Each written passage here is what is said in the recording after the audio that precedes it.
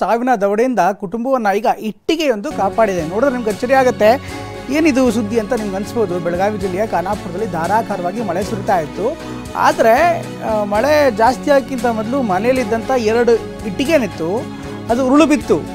ಇದು ಮನೆ ಕುಸಿಯುವಂಥ ಮುನ್ಸೂಚನೆ ಅಂತ ಈಗ ಮನೆಯಲ್ಲಿದ್ದವರಿಗೆ ಕೂಡಲೇ ಗೊತ್ತಾಯಿತು. ಯಾಕೆಂದರೆ ಇಟ್ಟಿಗೆ ಸಾಮಾನ್ಯವಾಗಿ ಬಿಡಲ್ಲ, ಅಂಥ ಇಟ್ಟಿಗೆ ಬಿದ್ದೋಯ್ತು ಅಂದರೆ ಯಾವ ಪ್ರಮಾಣದಲ್ಲಿ ಮಳೆ ಸುರಿತಾ ಇರಬೇಕು, ಏನೋ ಒಂದು ಸಮಸ್ಯೆ ಇದೆ ಅಂತ ಗೊತ್ತಾಯಿತು. ಹೀಗಾಗಿ ಮನೆಯಿಂದ ಅವರೆಲ್ಲರೂ ಕೂಡ ಓಡೋಡಿ ಬಂದರು. ಮನೆಯ ಕುಟುಂಬಸ್ಥರೆಲ್ಲ ಹೊರಗೆ ಓಡೋಡಿ ಬಂದರು, ಸಾವಿನ ದವಡೆಯಿಂದ ಪಾರಾದರು. ಒಟ್ಟಿನಲ್ಲಿ ಸಾವಿನ ದವಡೆಯಿಂದ 11 ಮಂದಿ ಪಾರಾದರು. ಕೇವಲ ಒಂದು ಇಟ್ಟಿಗೆ ಉರುಳಿ ಬಿದ್ದಕ್ಕೆ ಕೂಡಲೇ ಅವರಿಗೆ ಅದರಿಂದ ಸೂಚನೆ ಸಿಕ್ಕಂತಾಯಿತು. ಇದಾಗಿರುವಂಥದ್ದು ಖಾನಾಪುರ ತಾಲೂಕಿನ ಹೊಸಹಟ್ಟಿಯಲ್ಲಿ ನಡೆದಿರುವಂಥ ಘಟನೆ. ತಡರಾತ್ರಿ 1 ಗಂಟೆಗೆ ಮನೆ ಬಿದ್ದು ಬೀದಿ ಪಾಲಾದಂಥ ಕುಟುಂಬ. ಒಂದು ಕಡೆಗೆ ಇಟ್ಟಿಗೆ ಬೀಳ್ತಾ ಇದ್ದಂತಲೇ ಅವ್ರಿಗೂ ಕೂಡ ಶಾಕ್ ಆಗಿದೆ. ಹೀಗಾಗಿ ಮನೆಯಿಂದ ಹೊರಗಡೆ ಬಂದಿದ್ದಾರೆ. ಕೂಡಲೇ ಮನೆಯಲ್ಲಿದ್ದವರೆಲ್ಲ ಹೊರಗಡೆ ಬಂದರು. 11 ಮಂದಿ ಈಗ ಪ್ರಾಣಾಪಾಯದಿಂದ ಪಾರಾಗಿದ್ದಾರೆ. ಇನ್ನೊಂದು ಕಡೆಗೆ ಮನೆ ಕುಸಿದು ಬಿದ್ದಿರುವಂಥದ್ರಿಂದ ಈಗ ಅಲ್ಲಿ ಕುಟುಂಬವೇ ಈಗ ಬೀದಿ ಪಾಲಾಗಿದೆ. ಈ ಬಗ್ಗೆ ನಮ್ಮ ಪ್ರತಿನಿಧಿ ಸಹದೇವ್ ಮಾನೆ ವಿಶೇಷ ವರದಿ ಕೊಟ್ಟಿದ್ದಾರೆ, ನೋಡೋಣ. ಖಾನಾಪುರ ತಾಲೂಕಿನ ಹೊಸಟ್ಟಿ ಅನ್ನುವಂತಹ ಗ್ರಾಮದಲ್ಲೇ ನಾನಿದ್ದೀನಿ. ಇಲ್ಲಿ ಕೂಡ ಏನು ನಿರಂತರವಾಗಿ ಮಳೆ ಸುರಿತಾ ಇದೆ. ಇದರಿಂದ ನಿಂಗಪ್ಪ ಕಮತಿಗೆ ಅನ್ನುವಂಥವರ ಮನೆ ಈಗ ಏನು ಧರೆಗುರುಳಿರುವಂಥದ್ದು. ಮುಖ್ಯವಾಗಿ ಇಲ್ಲಿ ಇಡೀ ಕುಟುಂಬ 11 ಜನರ ಕುಟುಂಬ ವಾಸ ಮಾಡ್ತಾ ಇತ್ತು. ಆದರೆ ರಾತ್ರಿ 1 ಗಂಟೆ ಸುಮಾರಿಗೆ ಮನೆ ಯಜಮಾನರು ಈ ಒಂದು ಕಡೆ ಗೋಡೆ ಇಟ್ಟಿಗೆ ಬೀಳುವುದನ್ನು ಗಮನಿಸಿ ತಕ್ಷಣ ತನ್ನೆಲ್ಲ ಕುಟುಂಬಸ್ಥರನ್ನ ಎಬ್ಬಿಸ್ಕೊಂಡು ಹೊರಗೆ ಬಂದಿದ್ದರಿಂದ ಅದೃಷ್ಟವಶಾತ್ ಎಲ್ಲರೂ ಕೂಡ ಪ್ರಾಣಾಪಾಯದಿಂದ ಪಾರಾಗಿರುವಂಥದ್ದು. ಇದರಲ್ಲಿ ವೃದ್ಧರಿದ್ದಾರೆ, ಅದರ ಜೊತೆಗೆ ಮಕ್ಕಳಿದ್ದಾರೆ. ಎಲ್ಲರನ್ನೂ ಕರೆದುಕೊಂಡು ಇರೋ ಸಾಮಗ್ರಿಗಳನ್ನು ಒಳಗಡೆ ಬಿಟ್ಟು ಎಲ್ಲ ಇಡೀ ಕುಟುಂಬ ಬಂದಿರುವಂಥದ್ದು ನೀವೀಗ ಗಮನಿಸಬಹುದಾಗಿದೆ. ಕೆಲವೊಂದಿಷ್ಟು ಪಾತ್ರೆಗಳು ಸೇರಿದಂತೆ ಸಾಮಗ್ರಿಗಳೆಲ್ಲವೂ ಕೂಡ ಇನ್ನೂ ಮನೆಯಲ್ಲಿದ್ದಾವೆ. ಅವುಗಳನ್ನು ತೆಗೆದುಕೊಳ್ಳೋಕ್ಕೂ ಕೂಡ ಆಗದ ಸ್ಥಿತಿಯಲ್ಲಿದೆ. ಯಾಕಂದರೆ ಇನ್ನೂ ಕೂಡ ಈಗಿರುವಂಥ ಗೋಡೆಗಳು ಯಾವಾಗ ಬೇಕಾದರೂ ಕುಸಿದು ಬೀಳುವಂತಹ ಭೀತಿಯಲ್ಲಿದ್ದಾರೆ.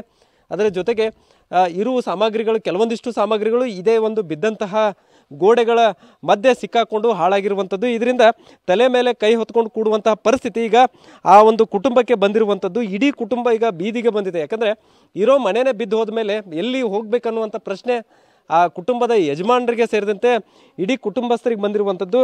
ಸದ್ಯ ಈಗ ಏನು ಸರ್ಕಾರದಿಂದ ಸೂಕ್ತ ಪರಿಹಾರ ಸಿಗದೇ ಇದ್ದರೆ ಇಡೀ ಕುಟುಂಬ ಕಣ್ಣೀರು ಹಾಕುವಂಥ ಪರಿಸ್ಥಿತಿ ನಿರ್ಮಾಣ ಆಗಿರುವಂಥದ್ದು. ನೀವೀಗ ದೃಶ್ಯಾವಳಿಗಳಲ್ಲೂ ಕೂಡ ಗಮನಿಸಬಹುದಾಗಿದೆ ಈ ಒಂದು ಕುಟುಂಬದ ಪರಿಸ್ಥಿತಿ ಯಾವ ರೀತಿಯಾಗಿದೆ ಅನ್ನುವಂಥದ್ದನ್ನು.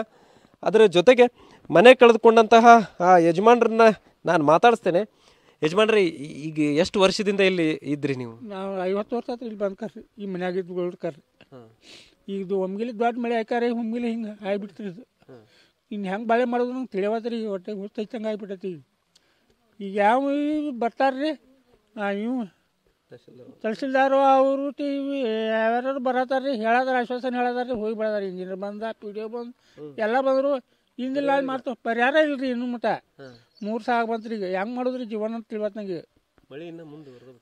ಮಳೆ ಹಂಗೆ ಚಲೋಲ್ಲ. ಇಲ್ಲಿ ಖಾನಾಪುರ ತಾಲೂಕಿನ ಮಳೆ ಕಡಿಮೆ ಆಗಿಲ್ರಿ. ಇಲ್ಲಿ ರಾತ್ರಿ 1 ಗಂಟೆ ಸುಮಾರು ಬಿತ್ತರಿ. ಅದು ಸಣ್ಣ ಹೆಂಜ್ ಬೆಳಕತ್ತರವ. ಹೆಂಜ್ ಬೆಳೆದ್ರೆ ನಮ್ಮ ಹುಡುಗ ಇದೇ ಗಾಡಿದ ಬೆಳತೈತ್ರಿ.